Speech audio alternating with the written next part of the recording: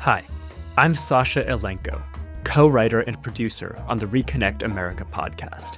And this is Rail Bites, where we highlight some of the gems of what we are learning from our guests on the main show. Today, we're hearing from David Alff.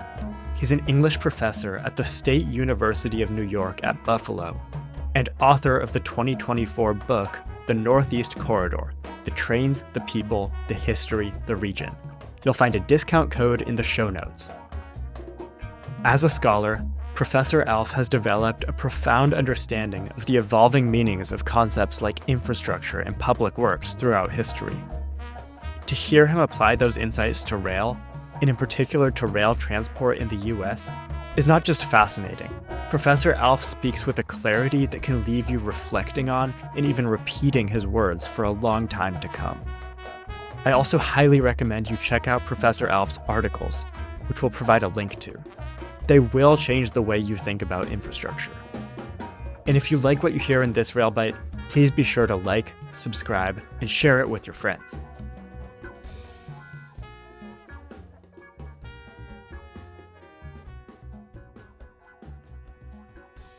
The expectation that trains turn a profit has never really gone away. It's been an expectation since the opening days of service, and with the exception of periods when the federal government took a heavy hand in control of the rails, World War I specifically and World War II, we've expected trains to turn a profit, in part because it seems like airlines turn a profit and it seems like bus companies turn a profit. Of course, airlines and bus companies barely pay for any of the infrastructure that they require to operate. We pay for it. And so when you have a quasi-public corporation, the National Rail Passenger Corporation, Amtrak, in charge of the Northeast Corridor, we expect it to behave like a for-profit investor share-held corporation, and yet it has to control and maintain and take care of this rail line that in some cases is 200 years old. And so this is where we have to decide as a society if we want rail service to maintain the infrastructure of public transportation. In my mind, that's deciding to have a future. It seems like a straightforward thing that everyone should be advocating. And yet a lot of people think that Amtrak is the same as Delta Airlines or Boltbus, and it's not. It has much more serious responsibilities. It has more serious responsibilities than, say, Brightline. And I'm very excited by private sector forays into passenger rail. I think that's great that there's more passenger service, that more people in Florida can take a train from Miami to Orlando than drive. That's great, but Brightline shut down during the pandemic because they couldn't make money.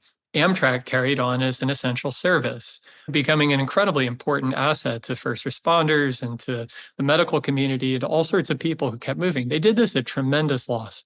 So Amtrak does things that we cannot expect corporations to do for us. And it's for that reason I keep pushing back on the idea that Amtrak should be showing a profit. A lot of great things, maybe the greatest things that a country has, are never going to bear a profit.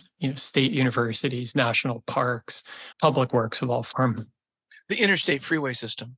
The interstate freeway system does not turn a profit at all. And that's usually what I ask somebody, if they say, well, Amtrak doesn't make money, we keep subsidizing it.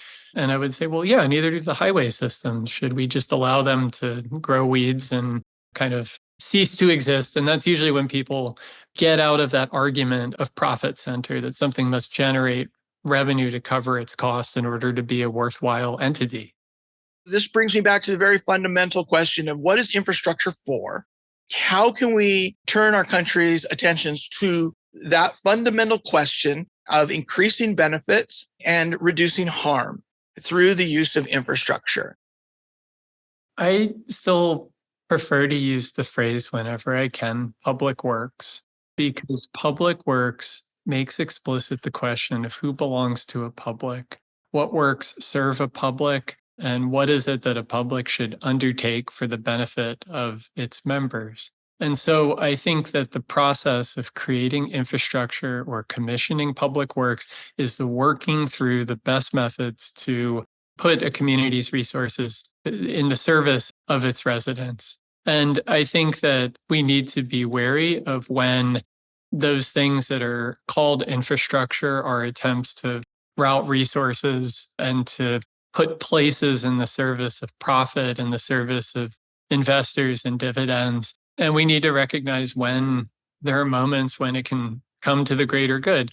It's often going to be some of both.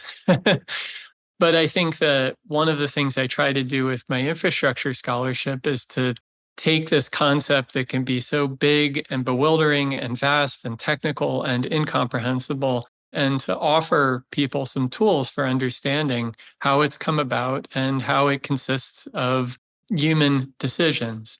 U.S. Secretary of Transportation Pete Buttigieg gave a speech in Birmingham, Alabama, I think 2 summers ago, and he was talking about a highway that had cut through the city that had leveled an African-American neighborhood and continued to diminish the quality of life for those people who lived around it. And he said, infrastructures are not God-given. They're not rivers or mountains or lakes. They're decisions. And from that point, I take that we can change those decisions. And I think the more that we know about infrastructure, the more we know about who is using our land to what ends, the better equipped we are to take part in that conversation. And I think that's better for democratic participation. It's better for the planet. It's better for all of us who live on it. That was David Alff. Special thanks to Oda Proda for the theme music,